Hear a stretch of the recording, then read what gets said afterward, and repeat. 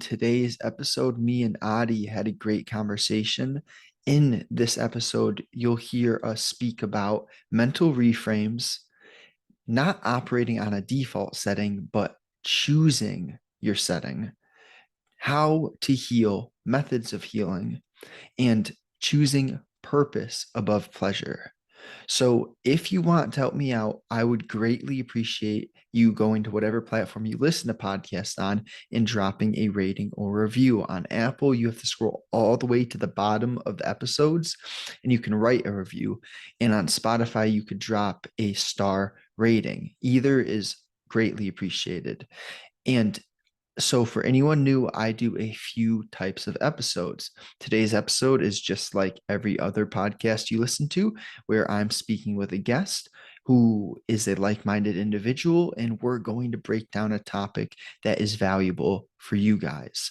Number two is just me expressing my thoughts, my inner dialogue, essentially a rant, me speaking about a topic that will bring value to you. And then third, once I get some questions, you could send these questions into egliskiscapital@protonmail.com. And when I get some questions that are quality, I'll address those in recordings and videos. So those are the 3 episodes. If you enjoy, I appreciate you. Share it with a friend. That's all I ask. Enjoy the conversation. 2 people can have the same situation and we can make a conscious decision to look for the best of that situation or to find anything to complain about. And in almost every circumstance, there's going to be some pros and some cons, but the choice comes down to us. Do we want to frame our perception to be a bit of an optimist, to seek for solutions, or are we just torpedoing and aiming at things to complain about? Like, how do you feel about changing your perception and looking to color your lens in a way that supports and encourages your best self? Do you have any experience with working through that and focusing on the psychology? Oh yeah, that's actually an excellent segue into. It's kind of like my backstory of how I came to be on Twitter and everything around that. So, and I love this point, and I'm a big fan of mental reframes. I'm a big fan of like being deliberate with your perception. I honestly now, so I'll get into it in a little bit. I have, from my experience over the past 2 to 3 years, I'm a big fan. I firmly believe that like perception is, as you said, the lens that we view the entire world through. Like there is no objective reality that I've seen after like observing myself and other people. Everything is perceived, and it's perceived through a whole bunch of biases and whatever mental models you've accumulated over your life. 99% of them, in my case, were like subconscious or unconscious. I didn't choose to pick them up. I just picked them up from my folks, from society, from school, colleges, XYZ. And that leads me a little bit into my story. Like I was an investment banker for 9 years before I came to Twitter and started doing whatever I'm doing. I'm still figuring it out. But I got burnt out like 4 or 5 years into that job, and then I had a full-blown sort of meltdown phase lasting 3 years, from 2018 to 2020, end of 2020. That's when I began therapy. I did therapy for like 10 months. I did a lot of work there. So to your question of whether I have an experience in terms of altering my perception, yes, because that those 10 months was the first time that I actually actively worked on thinking what I knew, why I thought the way I thought, what was bothering me, and how I could change it. So I've tried a lot of the usual stuff, nothing sort of groundbreaking.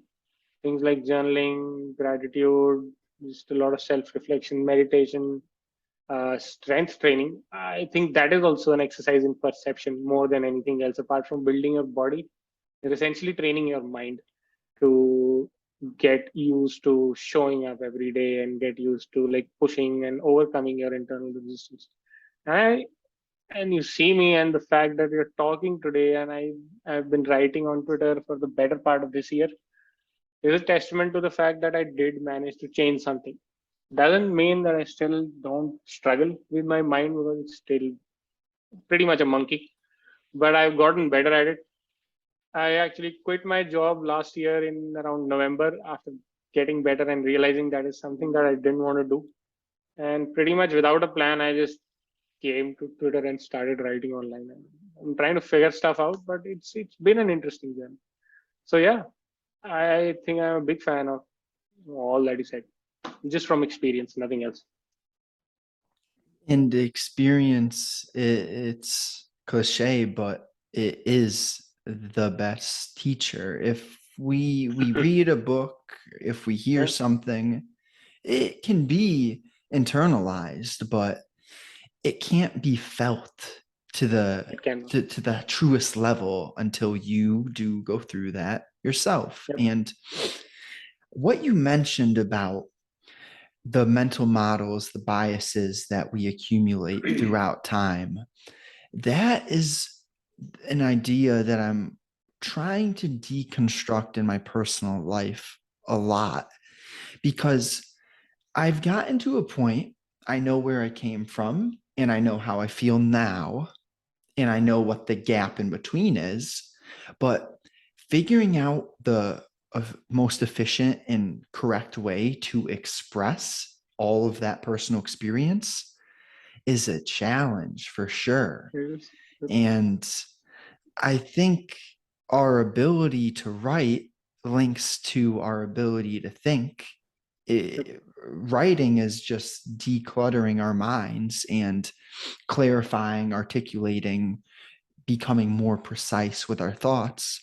But to really deconstruct our entirety of experience and share it with someone in a manner that is helpful to them, that's a big task.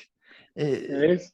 And I'm curious about how or what little pieces have you learned throughout your journey that have helped you become better at sharing what you now know? That's a good question. And you brought up the point of writing. So first of all, just a tangent, I don't consider myself a creative person as such because before this, I've never really done anything of this manner. I was a very sort of like stereotype in the Indian society from on how my career paths went towards banking, and then eventually I just got fed up of it. But I have special love for writing. Um, Ironically, writing was one of the things that burnt me out in my job because I did it for 6 years in a very constrictive sort of fashion in a corporate language, legal setup. I used to write and edit thousands of pages of documents. I got good at it, but it was extremely boring as hell. But when I came to Twitter, I took a few courses. I got exposed to the act of sort of creative writing and just sharing your thoughts. You're learning something, you're sharing your personal experiences. I even shared a bit about my story that I briefly discussed with you. Uh, that's and you, as you very well put. It's hard. First of all, I think a lot of people joined me in one or two of the cohorts that I did, and a couple of people commented on how I was able to sort of relatively fast, quickly put out content out there. It's just because I've been doing writing in a sense for a long time. It's hard to first articulate your thoughts because I think you don't even know what you think. Like, you have thoughts in your head on a particular topic, there's just a chaotic mess in your head, and you sit down to write. And I think that's why it's hard. You have to actively wrestle with them. Even after like 9 months of consistently writing every day, I have days where I just sit and I don't know what I want to write or I want to type, even on a single idea. either jamming too many ideas there, or thinking that I write something and then I read it later. I'm like, what the hell did I just write? It takes a lot of practice and patience. I think that's where most people struggle. The second is, I think, sharing is scary. Uh, I am a big fan of Stephen Pressfield. I don't know if you've read his book, The War of Art. Uh, it's I have one quote from there that I always remember. He says that nobody, I don't remember verbatim what it says, but one has to complete his healing before he's ready to do his work.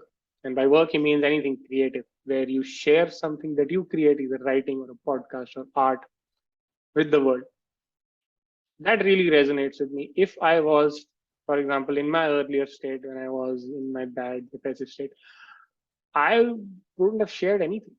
Honestly, like I scared to even open up to people at my home about what my problems were. And I've actually, I think 3 months back, I wrote a Twitter thread sharing this very journey, which blew up for me. And a lot of people since then have also asked me. I think vulnerability is powerful, but you have to do some healing. And I honestly don't know there is any shortcut to doing that. You need to spend time to actually heal a little bit before you'll be able to share, I feel, personal bits about your life. I think they're very valuable. Just from a few experiences that I have shared my journey, and I've shared about that episode in an essay that I wrote and that thread, and a lot of people reached out to me to ask for help or guidance. I did what I could do. So I think that's the power of sharing something personal, but it's scary. I've met a lot of new friends Mhm. that are unable to do so. They just feel scared or fearful of judgment, and it'll come. I received hate for sharing bits about myself. You need to, I think, mentally be prepared for what you're doing. And maybe it gets easier. Mm. I've not been in this game for that long. So, Yeah, something I repeat to myself and others often is specifically pertaining to the gym, but I'm sure it can apply to a bunch of different avenues, is it doesn't get easier, but you do get stronger. yeah, I've seen my body go from where I'm okay to being completely impressed. And every single day is still terribly difficult. So, I agree. and that's okay when you accept it and you understand that this is for my mind. This is for my whole being. This is Yep. not just for one piece. It's not solely to look good. But what you mentioned that I loved is before you share anything, you have to do your own healing. And just because you're not at the point where you think you have something to share, you might have done some healing. Like everyone's journey is a bit different. And Absolutely. and you're not going to be perfectly ready before you Absolutely. start anything. But at Good the point. same time, you have to heal. You can't not put in the work before Yep. you begin to share things. But the amount of work that has to be done before you start sharing, that's a foggy line. Yeah. Because each individual, like you mentioned, we have our personal biases and experiences that shape everything about how we perceive and how our brain works. So, like, what would be some practical, maybe, what's the word? Feelers. That's what I'm getting at. Some practical feelers for one's level of healing. Like, could you run me through some spaces in time where you recognized, okay, I'm feeling like this, and then like where you began to notice you were progressing? Yeah, sure. That's another interesting question. So honestly, I don't know if it's practical, but I can share a bit about my journey.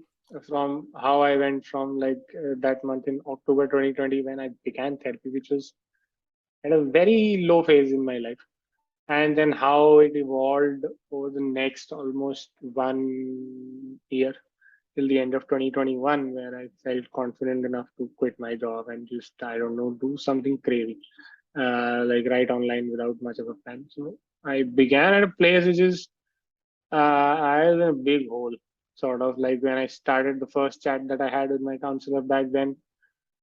I couldn't even articulate my problem. That was the state that I started at. I just ranted a bit of nonsense for half an hour, and everything is out of control, and a lot of overwhelm, and this and that. Uh, he asked me to do a very interesting exercise. Then I remember it. I only did it for those 3 months, honestly, because it takes some work, but I've not done it since. He asked me to record my mood like 3 4 times a day, morning, afternoon, evening, night, and then jot a very small note on something related to that mood. So I started noting down. I didn't have anything else to do. So, and I did it for I think 3 months. Most of the days I would just fill five because I didn't know or I forgot to record it. I was like, okay, I just put a five, which is a neutral mood. But eventually, over time, when I started reviewing that, I started seeing when I did certain things, my mood would drop. Like at that point in time, I was eating a lot of crap food. Whenever I used to do that, I would be at like a three. And this is all subjective, obviously, but you can sense that when you're feeling at least neutral or a little bit happy or down in the dumps. So, or when I've for example, binged TV or played my PlayStation like 6 hours straight and wasted a lot of time, then again I'd be like at a two or three by the time it ended. After a while, consistent patterns started emerging. Slowly and slowly, I started taking them out. I actually cut a lot of stuff, including selling my PlayStation outright and all my games. Like, I'm done with this shit. Go away. That exercise ended. Then he started me with some self-reflection exercises. I ended up taking sabbatical from work, and for the first time, I think 10 years or something, I had no work to do during my day. So I spent all my time doing experiments with my time. My sabbatical ended with a very mini break around 1.5 months after I started, and I resumed my work. At that time, I used to work like 12 hours a day, sometimes 7 days a week. It was crazy workplace. The difference for me was, and it is a very subjective thing. Before I started that break and started my therapy, I was constantly stressed out by what is happening, what am I doing, and torturing myself. I came back a little stable. I would say 10-15% more stable, which is a massive difference if you think how I reacted, because I was very conscious. I was and it takes work. It's still hard work. I slipped a lot over the next 10 months, regressing on whatever I was trying to control. But I just felt a little emotionally stable. From when I started recording my mood, did it for 3 months, took that break and came back. I was at a point where I didn't feel that I was going to die every day. So to say, not to exaggerate, it was okay, I can get through the day. Even if it's a lot, I can get through the day, I can take a few breaths and compose myself. That is one level of healing, at least it was for me. Then I kept doing that, and the journey is pretty much like this. It's not a straight line, it's not a straight slope. You do something, then you slip and curse yourself for a few weeks, then you get up, do it again, and the cycle keeps on repeating for 6 7 months. And it slowly got better and better and better. Eventually, I came to a point when therapy also sort of concluded. I started feeling that my sessions were not as constructive because I had reflected a lot. I'd filled 3 4 journals by then. I had done a lot of stuff. I, that was another stage of my healing where I felt that I don't have a lot to say. Whatever I had to say, and he had to ask me, my counselor, he had done that. So that is another level of my healing where I felt for the first time a little self-confident that now I can sort of handle things on my own. Let's try that. So I did. I did my work for another 3 months after that, solo. My one project went absolutely nuts. I worked for 90 days straight, 10, 12 hours a day. And by that point, I realized that it's again happening. If I don't do something now, I'll just continue into forever. Then I decided to take a call. I sat down calmly, sort of thought about it, discussed with my family, my wife, and I decided that I wanted to quit. And that was a scary decision. I think that's one of the craziest things that I've done in my life. I'm not really a massive risk taker till now. That was another level of feeling. To be able to maybe have that confidence that you quit your job and try something else, and face that uncertainty, which I've been doing now for almost like 10, 11 months. And during this time also, I've had a lot of ups and downs. I've had phases where I'm like, what the shit did I do back then? But then I'll remember, and then there are good days and I'm like, I'm feeling very confident. Okay, this is good, and I'm very self-disciplined. So I think it's a lot of ups and downs, very subjective. You start feeling a sort of confidence in yourself that I'm fine with sharing my story.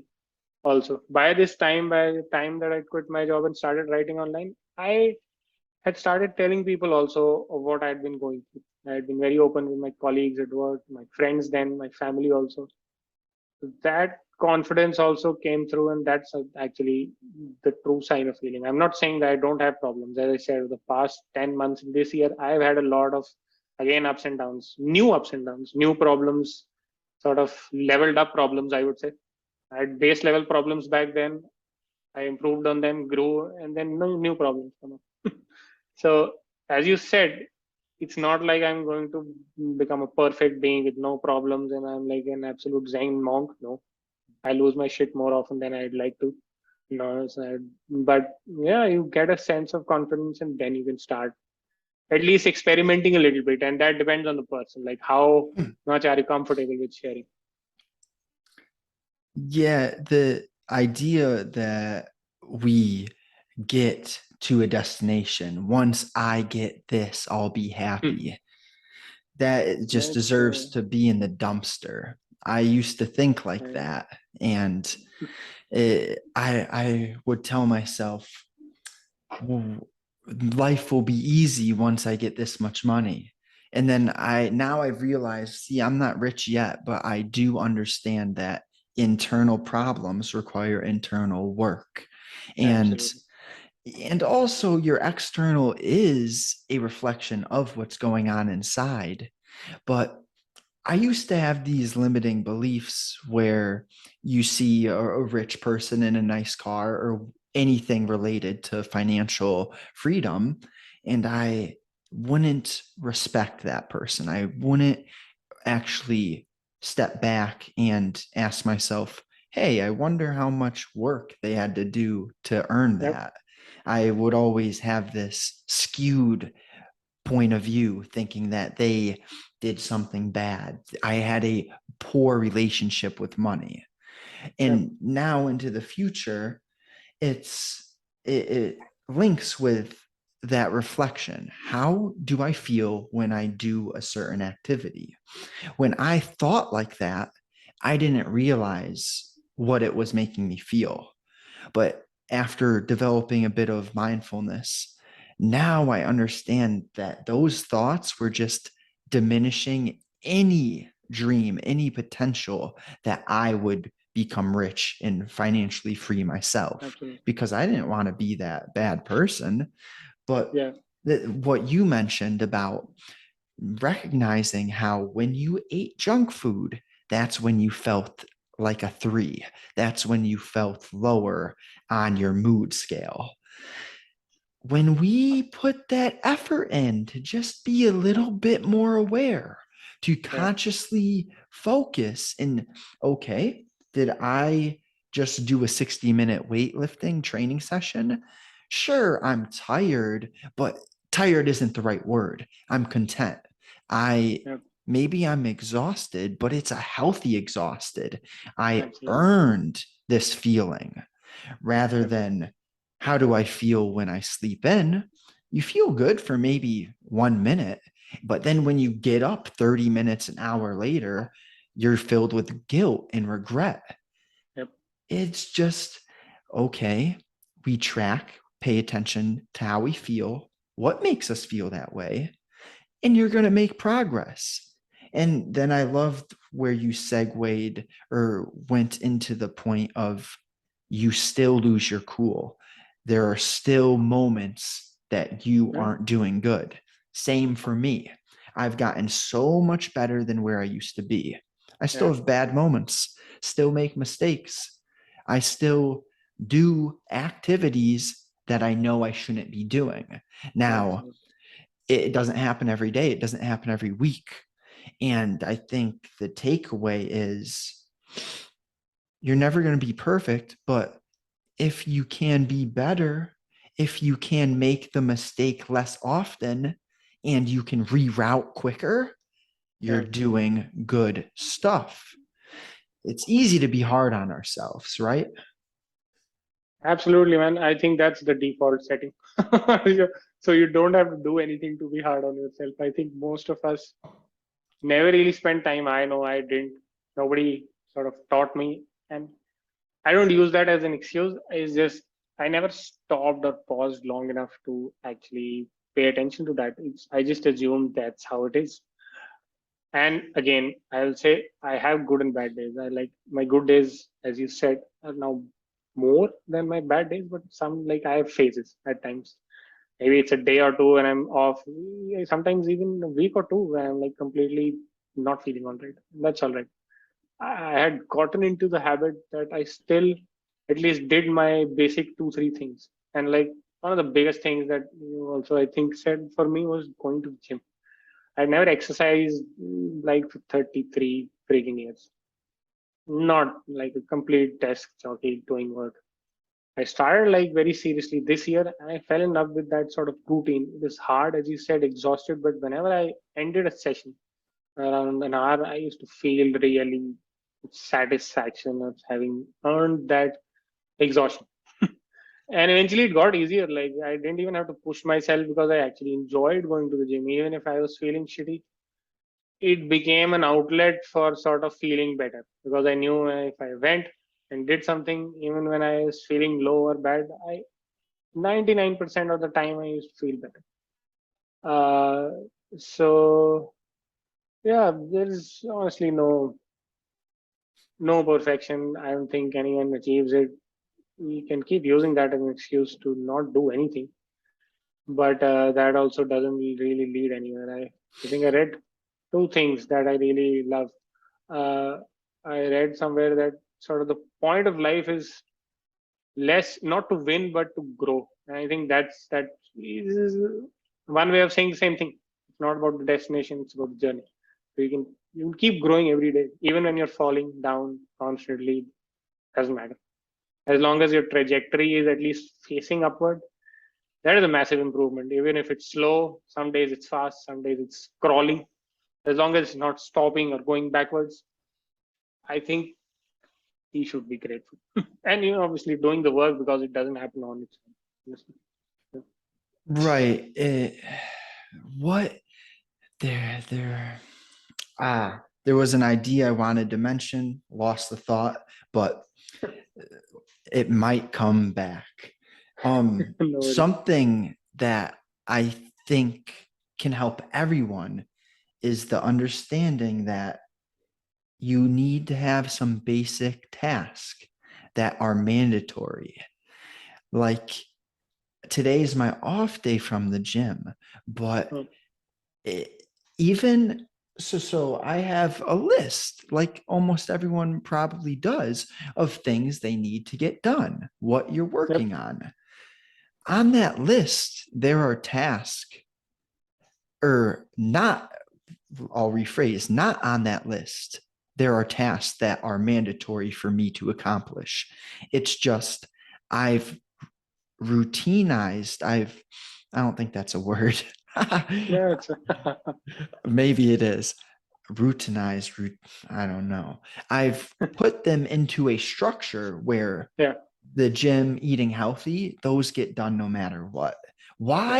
Why do they get done no matter what, but they're not on my to-do list? Well, because I've gotten good at them to where I don't need to be reminded to do them. But Yeah. nonetheless, they are the most important task for my entire Absolutely. day.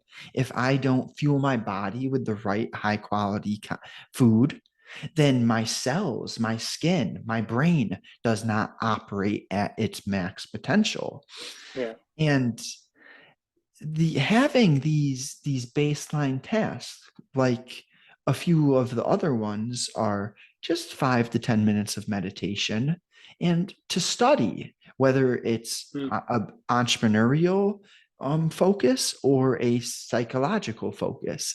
I need to study either business or psychology for at least 1 hour a day. And Nice. then it, the benefit to this is even on your bad days, you're going to get these mandatory tasks done. In your Hmm. bad days, they won't be horrible days. They might not be great days, Yeah. but you know what I mean? Yep. Absolutely. No, no, Some I love that. sometimes it's about mitigating risk because there's It always is. going to be risk. Oh yeah, there's always going to be shitty days, honestly. Like there is no avoiding human beings are emotional creatures unless you're a piece of unless you're a rock, like a literal rock that or a psychopath that doesn't feel anything. You're going to have emotions. You're going to have arguments, fights, just feel low, feel like shit. For some reason, at times, no reason at all. So I think having that list of like non-negotiables is absolutely crucial. And I also love that idea. And like I used to say that like decoupling your emotion from those two, three things that you need to do. As I said, for the most part, and I still again, it's not perfect. There, like 90%, which is like a significant improvement for me. I had reached a stage where like I would do writing and some form of activity, gymming mostly, or go for a walk, even when I was feeling shitty. It was nothing else, and a bit of reading, like you said, like nothing in particular. Also, I just read. I have a lot of books lying around in my room, in my phone. So do these, and yeah, I still won't feel the best, but like it's like you get through, and you don't completely come to a halt, and then I feel momentum is also a real force of nature because if you have something going, even if it slows down to a crawl, as long as you don't stop, it's just easier to bounce back, honestly. And I think I viewed it as that. Like if even if I continue the gym, like that has been my baseline habit that I've developed over the past 2 years.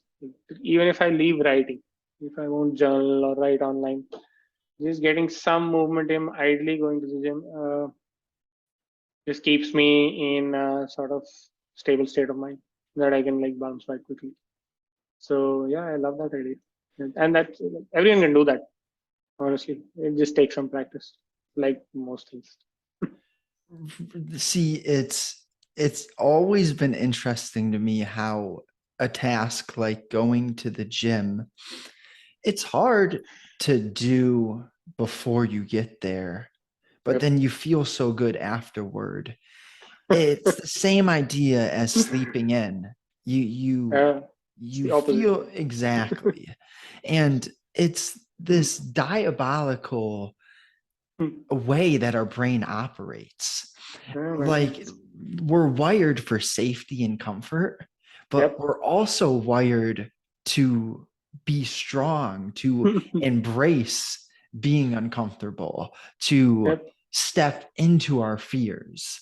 So, see, I love Jordan Peterson. I know you mentioned Stephen Pressfield. I have Ryan Holiday's Daily Stoic on my shelf. I have The Obstacle is the Way, Nice. and I haven't read them yet, but it's better to have books to read rather than to have uh, none. So I agree. I I'm off on a tangent right now, but point is, Stephen Pressfield, I learned about him through Ryan Holiday. So that's Okay. why I was bringing up him. But let's, I might have lost my train. I was talking about Jordan Peterson. So I recently skimmed through the 12 rules of life. I just read that. I've not consumed a lot of Peterson, but I really loved them. I haven't read the entire book. I read books very randomly these days. But I skimmed through a lot of his rules. I didn't read the whole Bible mythological angle there, here and there, but I read the first 3 4 pages of each chapter and the last 3 4 pages of each chapter, which is the essence of his rule. And then I read all his rules, and I like them. That's funny. That's very funny. Yeah, I'm not sure exactly why I brought Jordan up, but point is, I know so much of what I've learned is from Jordan. I guess we can segue into the importance of what you're consuming, both Absolutely. in a mental standpoint, but also in physical reality. I mean, if even with all the work that's been done, if I don't consume the right information, I can go back to being in hell Yeah. immediately. Are you very specific with the information that you do consume? Yes, I have. I would say I've become very specific. Like I maybe have become too specific to the point that now I annoy my wife. So uh, back then, if you come, like I have my life is to me it's demarcated into like three phases. Like 2018, before that I was oblivious. 2018 to 2020 and 3 years was torture. And then post to 2020 when I started healing, and this is like the third phase. Uh, till that time I was like consuming everything and anything, and you name it. And I know, like, since you are on Twitter, I think it's a Twitter trope by now, but it's not a joke. Like news, uh, general Netflix consumption, mindless consumption, as to say, which you can just shut your brain and just keep watching. Crappy books, even songs, man. Like I now view everything as first of all, information is diet for your mind. Like food is energy for your body. Information is energy for your brain and mental state of mind. If you keep having the fried chicken equivalent of information diets, you get mentally obese. And I was. Now I've come to a state where I honestly, as I said, I bug my wife. I rarely watch Netflix. I sold my PlayStation. Like that was one of my biggest time sinks. I played so many RPGs, man. Like it's thousands of hours gone into leveling up fictional characters. Like I just went up one day and sold that shit, sold my remote, sold my games, and my wife was like, "What the hell just happened to you?" I'm like this shit has to go. That went Netflix sort of. It's still there because my wife watches it. I'll watch it maybe once in a month if something comes up. I really like Rick and Morty, for example, so I'll just watch that one episode, 20 minutes. Uh, I've stopped watching the news. I'm like absolutely clueless on most current events. If there's something important, somebody else tells me. Mostly my wife will tell me. Or my mom will tell me, like, she's like, "Oh, did you know about that?" I'm like, "No." But thank you for telling me. So that's about it. I don't need to know more about that shit because I can't really do anything about that. And then most of the social media also, I just up and deleted everything except for Twitter because I use that to write. And in that also, as I said, I don't have notifications on. I don't usually go to the feed because even if I do, sometimes I do. When I get caught up in the algorithm, I don't want that shit. So I usually engage through a software. I just open Twitter to check the DMs because I don't have a software to port that out of Twitter. So what else? Songs. Yeah, I used to listen to whatever shit I came up. Eventually, I stopped listening to sappy ass songs like crying over something or the other. Stopped that. Mostly listen to instrumental music these days or something else. Books. I think I just books. I think is I've had better taste generally. I never used to read complete junk, but these days I don't have time honestly. So I've stopped reading fiction. I just keep skimming through a lot of non-fiction these days. At any point in time, I have like 4 or 5 things going on. I skim between books, read something here, there. So yeah, this is sort of like the consumption that I do, and I try to make it more and more intentional. So I don't really miss it. And like sports, yeah, I used to watch, like I was an ardent English Premier League fan. I used to follow teams and like get really emotional and then get really destitute when somebody is losing. Oh, my life is over. So that also, like, it automatically stopped because once I started focusing on something else, and I was like, what the shit is that? I don't even miss it. That is the funny point. And it's hard to explain why I don't. That's why the point of bugging my wife, because we used to do a few things together and I'm like, I don't feel like doing it. So I have to make time to do that at times. So I still have Mm, one or two sort of junk consumptions during the week. mm, So I'm a big nerd. Uh, I like reading like Japanese comics. I don't know if you're aware, called mangas. So I've been reading that since I don't know school. So I just love that. I read like spend 1 hour every week reading that when a new chapter comes out. Apart from that, it's mostly a lot of writing, psychology books, or self improvement books. I've started listening to podcasts mm. these days. Started listening to YouTube. I'm trying to learn copywriting. I don't know anything about it, so all my consumption is mostly like very deliberate now, and it's maybe too anal for some people. It's not for anyone, everyone, because some of my friends have also asked me what you do, and like I tell them, tell your PlayStation or stop watching the news and do something else, and they're like, oh, that's too much for me. Like, okay, that's what I'm doing, so you can choose what you want to do. Eh, it's that idea that it really isn't for everyone. And see, that's tough because I know how much better I feel now compared to the past, but I also know how hard Yeah, the journey of waking up is hard. it's It, painful. it's almost like going back to being oblivious Yeah, is a good idea, but there isn't any going back. Like once you begin to see things yeah, in the new absolutely. way, Can't go back. so for me, what you mentioned about the leveling up your pixel character, I was having this little crisis within my mind maybe 2 years ago. I there's a game that I love, but I could not get myself to play it. Like part of me is telling myself play the game, but then another part of me is like you cannot spend your time on that game. And Yeah, I was in this just weird space, like I was yeah, being split, and I never went back to that game. I Video games definitely have their purpose. I've played like you thousands and thousands of hours, but now I think life has seasons and phases. yeah. And I this agree. phase is a no video phase, no video game phase for me. Like, Yep. that's just not where I can be putting my focused attention because Yeah, we all have 24 hours in a day. So, yeah, what's the difference between someone who is ripped, rich, and intelligent, and then someone who is broke, overweight, and miserable? We all yeah. have the same time. It's what we do with that time.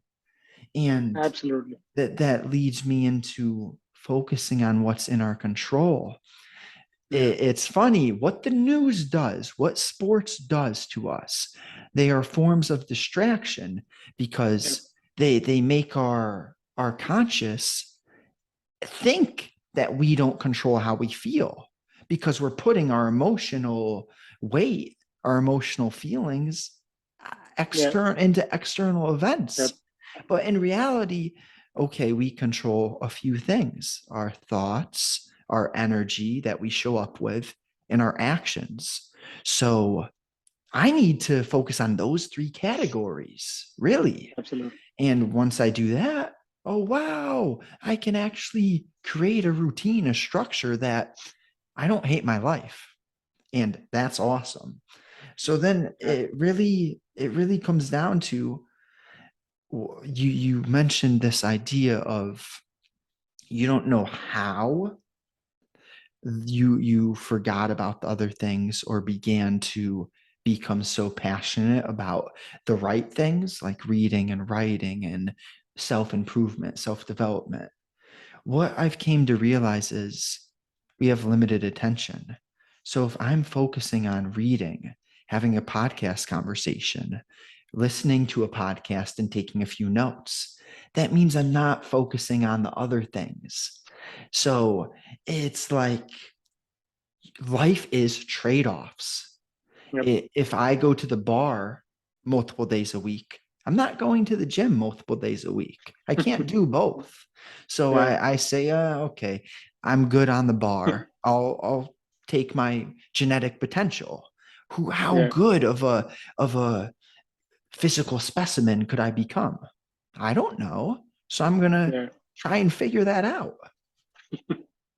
I know that was a lot. Abs- no, that's absolutely a couple of points. I don't know if I'll remember all of them, but yeah, or you mentioned opportunity cost towards the end. That's a big point. Like at any point you're doing something, you're not doing something else. So, and that there's a flip side to this as well. So there is a positive side, like you mentioned, and I think that's what makes it easier for me to, for example, my biggest example is my PlayStation. So that thing used to be my life. A lot of my friends used to associate with it. We used to play a lot of games. They're still shocked and keep asking me, "Oh, aren't you going to buy a PS5?" I'm like, no.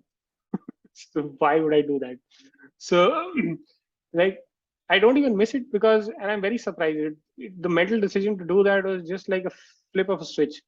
And like, since I started focusing on there, my time automatically for other distractions like sort of evaporated over the course of a few days. And I do it from time to time, but it's very limited. And I feel distractions also have their place. If you do your work, if you thought it through and you do your work, you can spend some time unwinding. That's all right. Don't have to be a tightly wound spring 24/7, 365 days a year. But the problem with most people, including me, was that you do it in the opposite direction. So you distract yourself all the time. When you feel like shit, then you distract yourself more because you feel like shit. And there's like a circular loop that keeps on going on. And when you break it, as you mentioned, that's a very painful experience. It's like breaking out of the matrix, man. That's the only analogy that I have. And like you're lost at sea, figuring out what the shit is going on, and what do I do, and which way is up and down. So I think that's what I experienced for 2 to 3 years. Uh, but yeah, I also lost my train of thought. But towards the end, the opportunity cost thing you mentioned, it's absolutely correct. But yeah, as I remember. So the flip side of opportunity cost is, for example, I have just had a baby daughter 2 months back. So whatever schedule that I built over the 10 months is again been upended completely on its head. Because right now I don't have any schedule as of 2 months. Because most of my time goes in handling my child with my wife. She is also recovering. So yeah, up at any goddamn hour of the day, like 4 a.m., 3 a.m., 6 a.m. And I used to get up at 5 a.m. to do my thing. I used to go for a walk, journal, write. Nothing is happening right now. I'll build up a new schedule now. So the opportunity cost aspect for me as a personal problem that I face is balancing time spent with like family and people that are really close and important to you and doing productive things. I want to do both. Hmm. So this is like the flip side of it. I have to deliberately shut off my brain because it's like active all the time now. That's like a negative side effect of doing so much, maybe self improvement or whatever you want to call it. I have difficulty taking pauses or resting, for example, and I think that also has its place. Spending time with my daughter, doing nothing, just spending time with her. She's real time. So she doesn't have much to contribute. I'll just spend time with her, fool around, maybe read her a book. She doesn't understand it, but that's also time that's sort of well spent. And I still have to consciously make that decision because I'm not doing other things. I'm not writing as much these days, and I'll slowly build up a new schedule. But I think that's a flip side of opportunity cost of how to balance that out. Something that came to mind. I like that a lot. And it's interesting how humans can be different ages, different situations all across the world, but there are a good amount of principles and rules that if we apply to our lives get better, our moods get better, and Mhm. everything improves. I had an absolute blast speaking with you today. If we want to send the audience to listen and read, learn more about you, where should we send them? Oh, I am most active on Twitter. Uh, so my handle is a little of a mouthful, but it's Aditya Adytya, the Verma Verma. So I'm most active on Twitter, and I also write a weekly newsletter right now. Uh, and yeah, so you can DM me there, or if you go to my newsletter on Substack, the link is there in my Twitter profile. You can even email me. I think my email's there, and I usually respond. I just love chatting with people around these kind of topics, writing, self-improvement, productivity, whatever. Anyone who's trying to like live more intentionally rather than just coasting through all of life. So and it's great chatting with you as well, Justin. Do you have any little points you want to leave them with? But if not, I'm wishing you a great day. No, man, I think the essence of our all of our chat was this, and I firmly believe that I sort of existed in this world for 32 years. That ended up ended up with me being in a miserable place. But you can choose to live life instead of just coasting through, and that's a choice. People don't like hearing that word because that makes them feel bad about themselves. They think that, oh, I can't do anything, but you can. I despise victim mentality, and I think it's a disease. I've been a victim for 32 years. Nobody is essentially a victim, and like you can just choose to do whatever you want. All of that you've discussed is a choice you and I made. Deliberate choices every day. Sometimes don't feel like making those choices, but we still make them. So I think that's all you need to know. There is nothing else more complicated. It's both simple and hard at the same time. For those Yeah. who can do it, yeah. Yeah. Yeah. Yep. Powerful. Powerful. I thank you so much, my friend, and wishing you a great day. You too, Justin. Take care.